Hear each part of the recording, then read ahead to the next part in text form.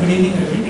First of all माफ़ी मांगना चाहता हूँ, मेरे कारण अगर कुछ डिले हो गया तो सॉरी, ट्रैफिक के कारण थोड़ा फंस गया था।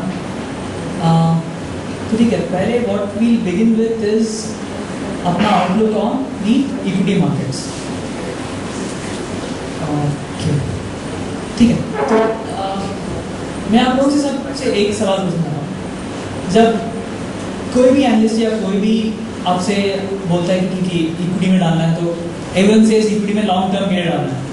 ठीक है, मतलब लॉन्ग टर्म मतलब क्या, 5 साल, 3 साल, 10 साल, सब यही बोलते हैं। लेकिन आप अगर ठीक है, आप अगर मुझसे आप सवाल पूछेंगे तो आप क्या पूछते हैं कि मार्केट क्या लगता है? मार्केट क्या लगता है? आप पूछते हैं कि 5 साल में मार्केट क्या लगता है, कि अगले 1 महीने में मार्केट क्या लगता है? आप सच्चाई से बताइए कि आप जब पूछते हैं कि मार्केट क्या लगता है, what is the answer you expect? Do you expect my view on market over the next 5 years, और माय व्यू ऑन मार्केट की अगले हफ्ते क्या होगा, स्पेन में क्या हो रहा है, क्या होने वाला है, अगले SGX कैसे खुलेगा? What is the answer that you expect? We expect answer of market over the short term.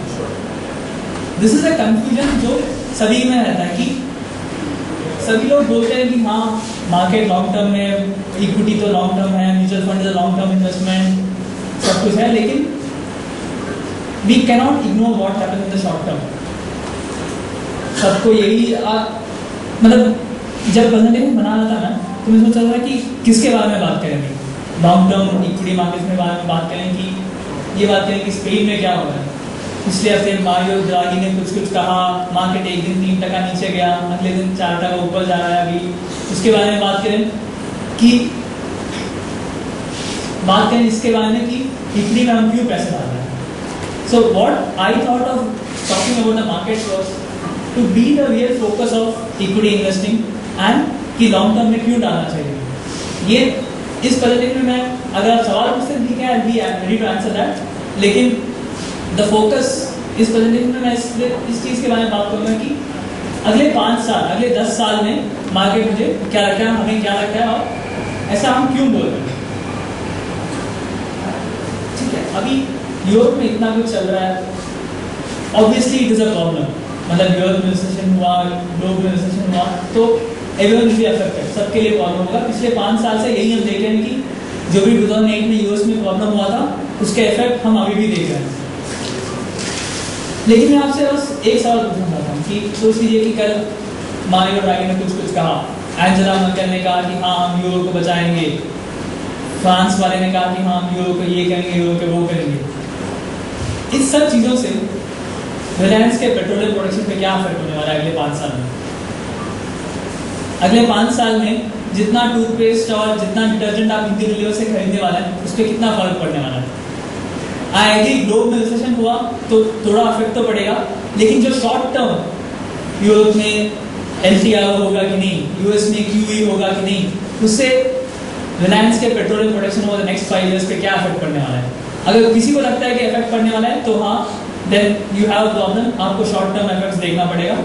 लेकिन इफ यू बिलीव दैट जो भी इंडिया में हो रहा है, जो भी इंडियन कंपनीज के साथ हो रहा है over the next 5 years, next 10 years, उससे यूएस में QE होगा कि नहीं, मारियो ड्रागी ने ये कहा कि नहीं, उससे क्या इफेक्ट पड़ने वाला है? मेरे हिसाब से उससे कुछ फर्क नहीं पड़ने वाला है।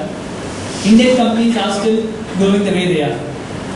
ठीक है, तो ये एक स्लाइड अगर आप देखेंगे, इसमें आप 2 ग्राफ देख सकते हैं, 2 बार देख सकते हैं। एक है 10 साल में सेंसेक्स का रिटर्न क्या है, दूसरा है 10 साल में इंडियन इकोनॉमी ने कितना ग्रो किया है। ठीक है, जो भी आपका ब्लू है वो है सेंसेक्स का रिटर्न 10 साल का, और जो भी रेड में जो है वो है कि इंडियन इकोनॉमी ने कितना उन 10 साल में कितना बढ़ा है। ठीक है, तो अगर आप देख सकते हैं इसमें कि 10 year रिटर्न्स, जो भी सेंसेक्स आपको रिटर्न देता है, it is very similar to जितना भी इंडियन इकोनॉमी ग्रो हुआ है। मतलब आप देख लीजिए, मतलब थोड़े टाइम पे सेंसेक्स का 2-3% ज्यादा हुआ है रिटर्न, 2-3% नीचे हुआ है, लेकिन broadly it is in the similar pattern. और ये चीज बस इंडिया के लिए सही नहीं है, ये चीज सारे ग्लोब में ट्रू है। मतलब यूएस ले लीजिए, जापान ले लीजिए, जर्मनी ले लीजिए, कोई भी कंट्री ले लीजिए, आपका long term returns of equity will be very similar to the long term performance of the economy. मतलब इक्विटी में हम जब हम डाल रहे हैं पैसा, तो किस में डाल रहे हैं? We are putting it in the underlying companies. Companies कब बढ़ेंगी? जब इकोनॉमी ग्रो होगा। इकोनॉमी तब तो ऐसा नहीं हो सकता है कि किसी एक कंपनी का परफॉर्मेंस 100% ऊपर गया लेकिन इकोनॉमी ने कुछ नहीं किया है। शॉर्ट टर्म में ऐसा हो सकता है, एक महीने में निफ्टी आपका 7% ऊपर जाएगा, इसका मतलब ये नहीं कि इकोनॉमी 7% ग्रो हुआ है। लेकिन आप अगर लॉन्ग टर्म देखेंगे, जिसके लिए हम आए हैं, जिसके लिए आप आए हैं, जिसके लिए मैं यहाँ इक्विटी के लिए, लॉन्ग टर्म में जो भी आपका इकोनॉमी ग्रो होता है उतने से ही आपका सेंसेक्स का रिटर्न भी होगा। But this is true over the long term. आप अगर पूछेंगे कि 2008 में निफ्टी 50% नीचे था, इसका मतलब क्या है कि इकोनॉमी तो उतना नीचे नहीं गया था, तो क्यों ऐसा होता है? शॉर्ट टर्म में ऐसा होता है क्योंकि शॉर्ट टर्म में फ्लोज मैटर करते हैं। एफआई लोग क्या समझते हैं इंडियन इकोनॉमी का में, वो मैटर करता है। शॉर्ट टर्म में हमारा आपका फियर, डर जो आता है, that matters a lot and that determines short term equity returns. लेकिन अगर आप लॉन्ग टर्म देखेंगे तो जितना इकोनॉमी ग्रो होता है उतना ही आपका इक्विटी का रिटर्न होता है। तो ये हुआ पिछले, ये अभी 1996 से 10 ईयर रिटर्न्स हैं। तो अगर आप देखें पिछले 5 साल में सबका कंप्लेंट क्या है कि इक्विटी से हमारा लगा भी हटने लगा है। 5 साल में तो सेंसेक्स ने क्या ही रिटर्न दिया है कि हम इक्विटी पे हैं। पिछले 5 साल में सही है कि सेंसेक्स ने आपको रिटर्न नहीं दिया, लेकिन पिछले 5 साल में economy has grown at a rate of close to 12 to 13%। और आपका रियल जीडीपी ग्रोथ है 7 से 5 to 7%, और उस पर इन्फ्लेशन होगा another 7%। तो the economy has grown by 14 to 15% each year over the last 5 years।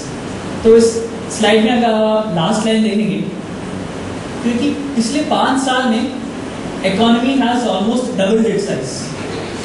$500 billion से अभी हम $1 ट्रिलियन इकोनॉमी है, लेकिन आपका सेंसेक्स ऑलमोस्ट वही का वही है। तो इससे मैं आपको एक सवाल पूछता हूँ कि अगर 10 साल में सेंसेक्स रिटर्न और इकोनॉमी का परफॉर्मेंस सेम होना चाहिए, पिछले 5 साल में इकोनॉमी डबल हुआ है, पिछले 5 साल में सेंसेक्स कहीं नहीं गए, तो अगले 5 साल में क्या होगा? अगले 5 साल में सोच लीजिए कि अपना इकोनॉमी बहुत स्लो डाउन हो गया। आज के हिसाब से स्लो डाउन मतलब 5% ग्रोथ, अभी हमारा ग्रोथ है 7%, स्लो डाउन मतलब 4 to 5% ग्रोथ। सोच लीजिए कि इन्फ्लेशन भी बहुत कम हो गया, अभी 7-8% इन्फ्लेशन है, तो सोच लीजिए 5% इन्फ्लेशन हो गया, तो मतलब 10%, मतलब economy has become very very slow down, मतलब बहुत स्लो डाउन हो गया। अगले 5 साल में बस 10% हर साल से ग्रो हो रहा है। अगर हम समझें कि 10 साल का इक्विटी रिटर्न है, 10 साल का इकोनॉमी का ग्रोथ सिमिलर होगा, तो अगले 5 साल में इवन इन